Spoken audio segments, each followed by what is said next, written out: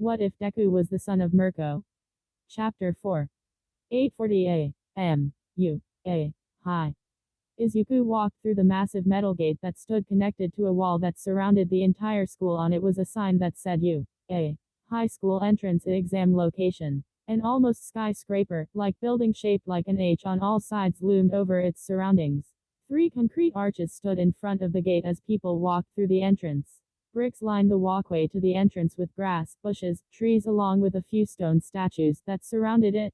There were 3 entrances to the school with the numbers 1 through 3 painted in a golden color and surrounded in a red frame. In front of the doors were white stairs leading to the entrances along with white carved pillars that supported the front entrance, and was currently swarmed with eager, junior high students.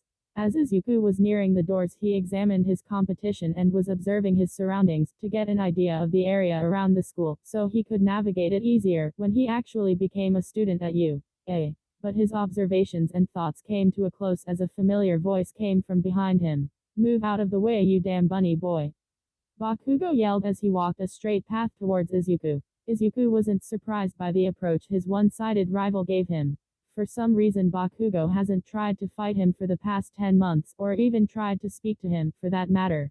He could feel the piercing glare and hear the silent scoffs Bakugo gave every once in a while, though, and it was even more common after he saved him. Izuku could probably guess why. It was because he had saved him and stole the spotlight from him, which in Bakugo's eyes is looking down on him and humiliating him. Izuku sighed in annoyance. Bakugo was somehow one of the smartest, but dumbest people he knew. Izuku decided to turn around to respond since he wasn't just going to step aside for the explosive idiot, even though he knew it would be the most peaceful outcome. "I said get out of my way, damn it." Bakugo repeated, but in an even harsher tone. "Make me you a explosive Pomeranian." Izuku replied with a cynical smile. If Bakugo was going to give him a new nickname, then 2 could play that game. "The hell did you call me?" Bakugo shouted in anger as a vein popped out of his head and his eyes filled up with rage. "I said explosive Pomeranian. Don't tell me you couldn't hear me the first time. Are your explosions slowly making you deaf? You should really go to the hospital and get that checked out, it's not healthy." Izuku snickered at Bakugo's expression of rising anger, as his face became an intense red that showed he wanted to murder Izuku where he stood. At this time everyone was staring at them in a mix of concern, curiosity, amusement and fear. Before Bakugo could make a response or probably do something stupid, a girl jumped in front of the 2. Don't you think you 2 should calm down? If you fight here, you might not be able to be accepted into UA. A brown-haired girl with equally brown eyes who was only slightly shorter than Izuku said with blushed cheeks as she frantically waved her hands to try and stop the commotion. She was wearing a dark brown buttoned-up jacket with a pink scarf traced with white lines around her neck. She had a dark blue skirt poking out from her jacket, and black stockings that went down to her plain brown shoes. She also had a plain black backpack around her shoulders. Izuku also noticed another small detail about her, which were the small pink pads across each of her fingers, and pondered what kind of quirk she had until he was snapped out of his thoughts once again. "Teach. I'll kill you one day, bunny boy, and I'll be number 1. Not you. So, get that through your head. You're not better than me." Bakugo shouted as he stomped off, walking around the girl, and Izuku mumbling his displeasure under his breath. The girl stood there a moment, frozen in shock by the boy's words, but released a sigh when he was far enough away. Everyone who was watching begins to carry on, like nothing had happened. "Don't worry, he's always that way," Izuku tells the girl. The brunette jumps in shock from the voice that came behind her, as if she completely forgot he was still standing there behind her. Izuku laughed at her jumpy reaction. "I don't think he intimidated you that badly, so I'm guessing you must be really nervous," Izuku says in a calm voice as she turns around to face him. Yeah. I'm really nervous," the brunette says shyly as she rubs the back of her neck sheepishly. "What's your name?" Izuku asks her. "Oh. Sorry. My name is Akako Uraraka, pleased to meet you," she says as she extends a hand for Izuku to shake. "My name is Izuku Usagiyama, but you can call me Usagi," Izuku says as he shakes her hand. He begins to walk forward towards the UA doors. "Well, do your best, Uraraka," Izuku says right as he passes by her, while walking towards the UA building. "I will," Uraraka yells back to Izuku as she begins to follow after him towards the doors. At UA High School Hero Course Exam Orientation. Circular lights all lit up one by one to reveal a stage in front of countless seats, almost like a movie theater or a play. All the seats were filled up by applicants who were applying for the hero course at UA. Bakugo was sitting next to Izuku with an irritated look on his face as he tried to ignore Usagi, but he still grinded his teeth every time he glanced at Izuku. Izuku was sitting down right next to Bakugo, looking straight forward, ignoring the quick glares Bakugo sent him once in a while. Izuku had his legs crossed, and a small smirk remained on his face as he paid attention to an announcement that was about to start. What's up, UA candidates? Thanks for tuning into me, your school DJ. Come on and let me hear ya. An announcer yells in an energetic tone. He was a tall, slim man with long blonde hair, which he wears spiked upwards in a large tuft behind his head, and a small brown mustache. He wore a hero costume that consisted of a black jacket with a very tall collar, upturned and complete with studs, and matching black pants and knee-high boots. He sports tan shoulder pads and a red belt and elbow pads, all studded, and black fingerless gloves. His neck was obscured by a directional speaker. He also was wearing a pair of headphones with the word Hage written on the headband, and a pair of orange-tinted shades. However, there wasn't a single person that responded, and instead, he got complete silence. Tough crowd, huh? That's alright. I'll skip straight to the main show. Let's talk about how the practical exam is going to go down. Are you ready? Yeah.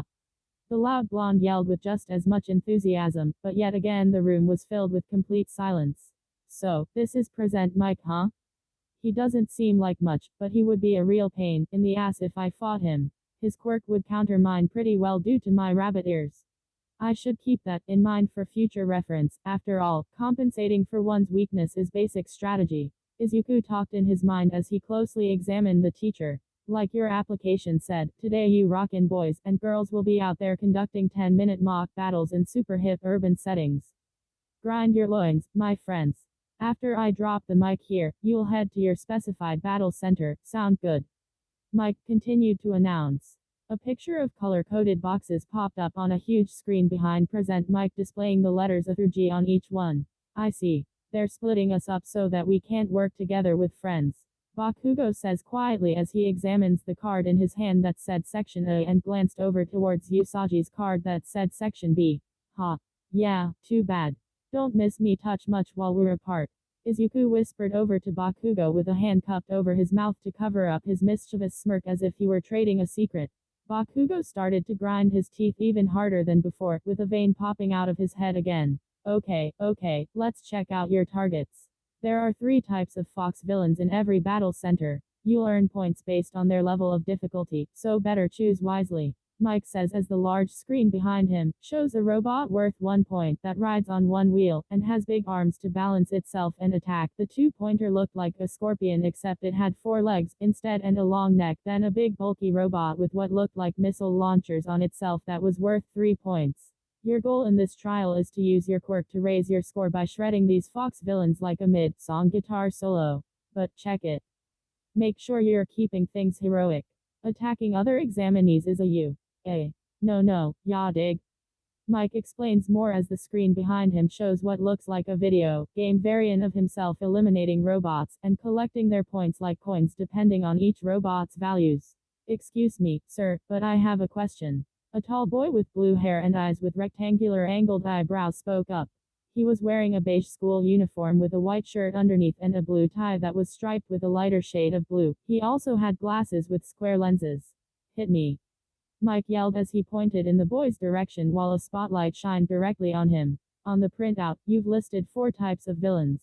Not 3. With all due respect, if this is an error on official UA materials, it is shameful. We are exemplary students. We expect the best from Japan's most notable school. A mistake such as this won't do. The boy explained as he pointed his right index finger towards a robot that was not shown on the screen on the paper in his left hand that displayed the printout instructions for the practical exam. It listed 4 robots on it labeled A through D. Additionally, you with the blonde hair have been making that annoying noise for a while now. I would like to ask you to stop it. And you, the one with the rabbit ears, how dare you disgrace such a prestigious school by sitting improperly? Also, I have seen you two making a scene near the entrance earlier, when you acted ruffians. If you're not going to take this seriously, then leave. The boy added as he pointed to both boys. Both boys replied by sending death glares back at the boy, which increased the pressure and created a dark aura around them, making everyone near them shake in fear, and the people who caught a glimpse of it, their eyes tremble in fear from the danger they felt. The boy that it was directed towards started to shake and break out into a cold sweat as if he was in a near-death experience. He opened his mouth to try and say something, but nothing would come out, so he just turned away to face the screen again, and sat down. All right. Mike gestured his hands for everyone to calm down before continuing. Examinee number 7111. Thanks for calling in with your request. The fourth villain type is worth 0 points. That's just an obstacle we'll be throwing in your way. There's one in every battle center. Think of it as a hurdle you should try and avoid. It's not that it can't be beaten, but there's kind of no point to it. I recommend my listeners to try to ignore it and focus on the ones top in the charts. Mike finished as the screen showed the pixelated version of Mike run away from the 0-pointer robot. I understand, sir. Thank you very much. Please see continue.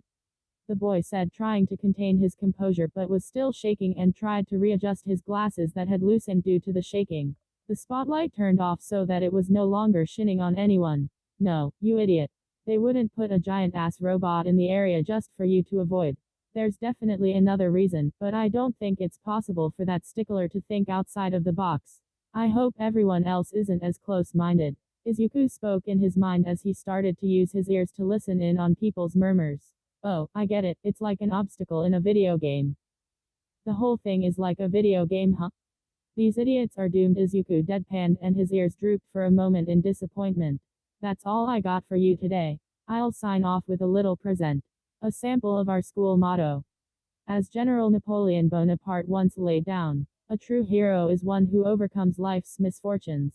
MMHM. Now that's a tasty soundbite. You ready to go beyond?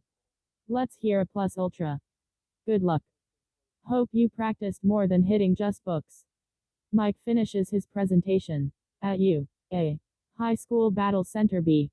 All the examinees had taken the bus to test site B. Izuku examined his competition while on the way there and frankly wasn't very impressed.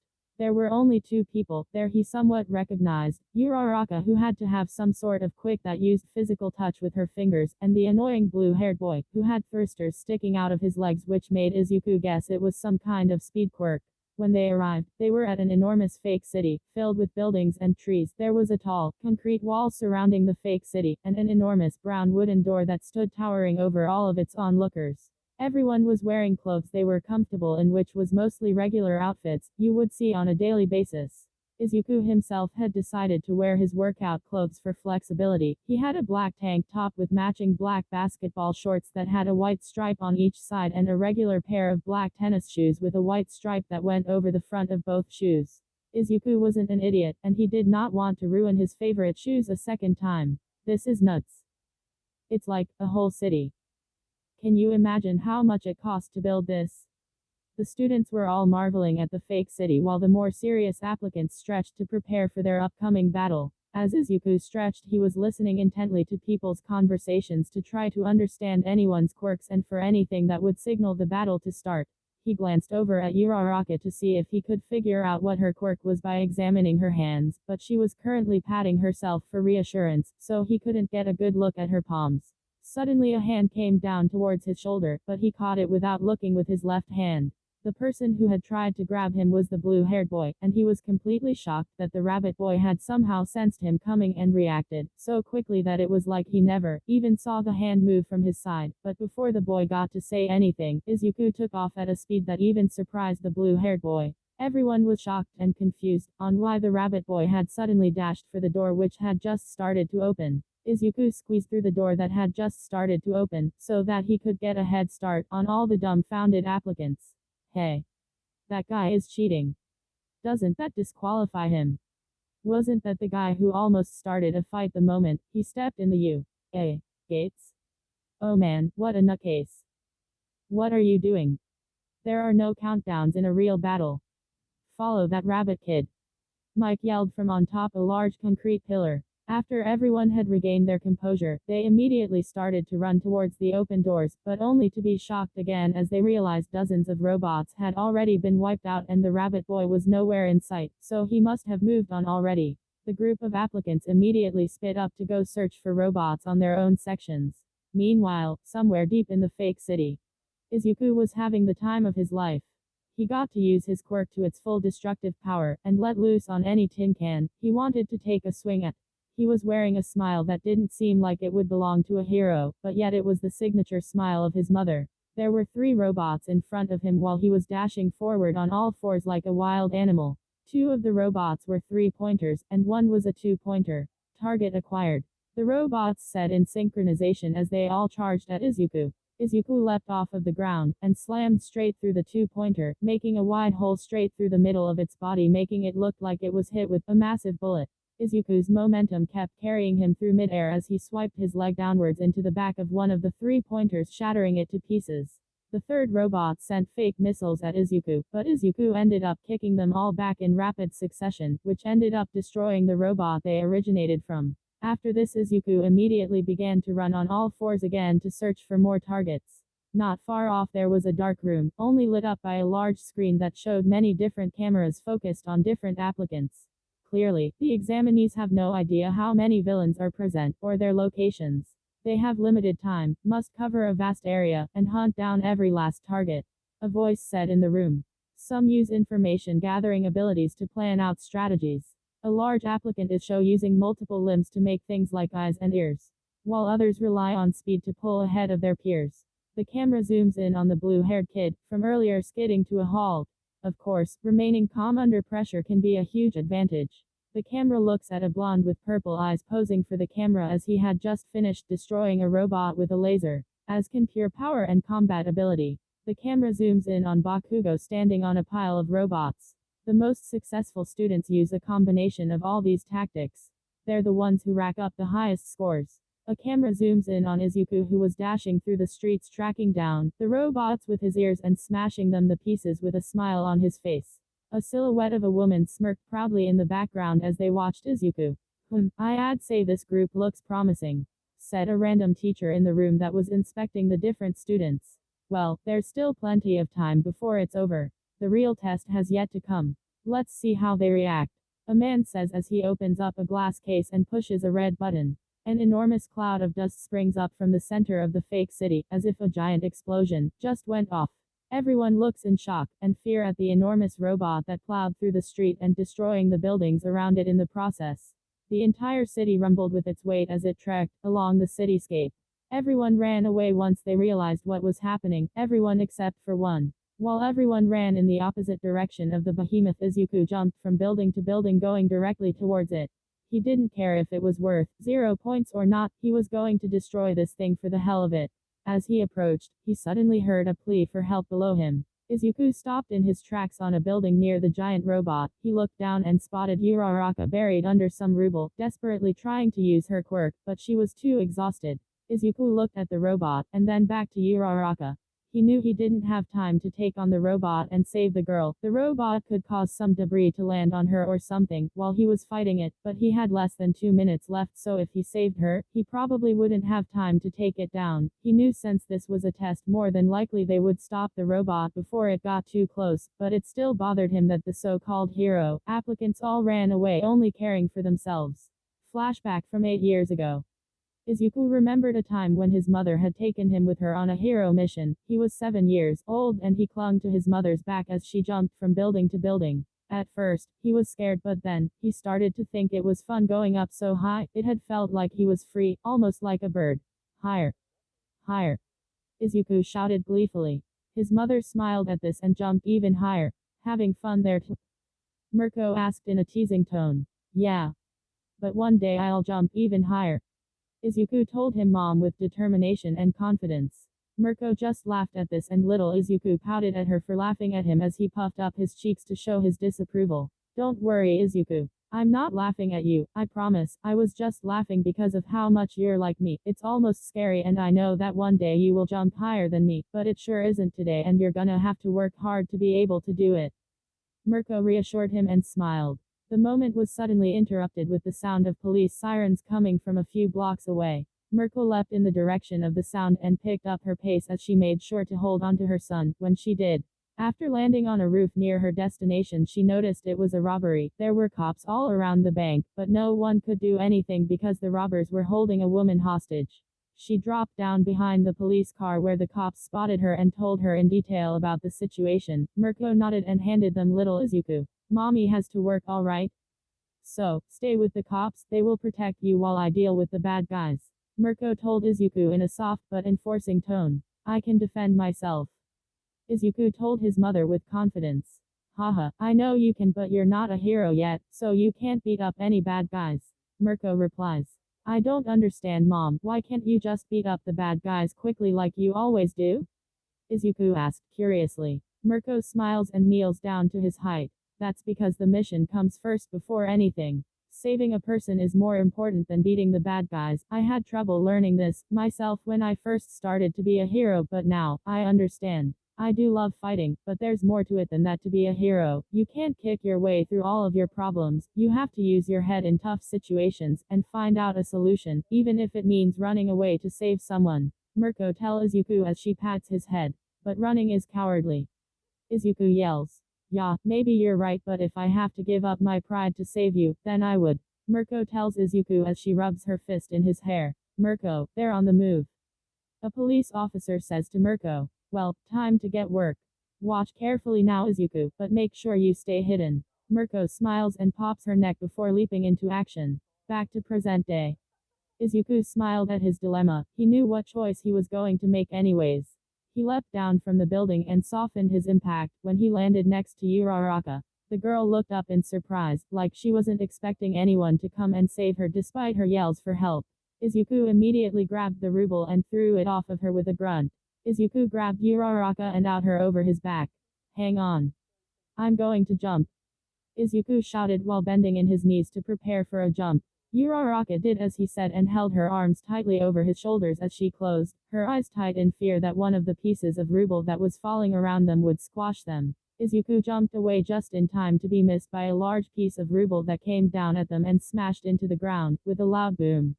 As it sprang up dust from its impact, Uraraka opened her eyes to find herself in midair and falling. Her first reaction was to panic, but then she realized she was clinging onto the rabbit boy, so she just braced herself for the impact. However, the impact was rather light and she had barely received a jolt as Izuku landed gracefully. Time's up.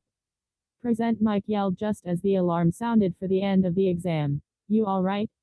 Izuku asked Uraraka as he glanced towards her on his back.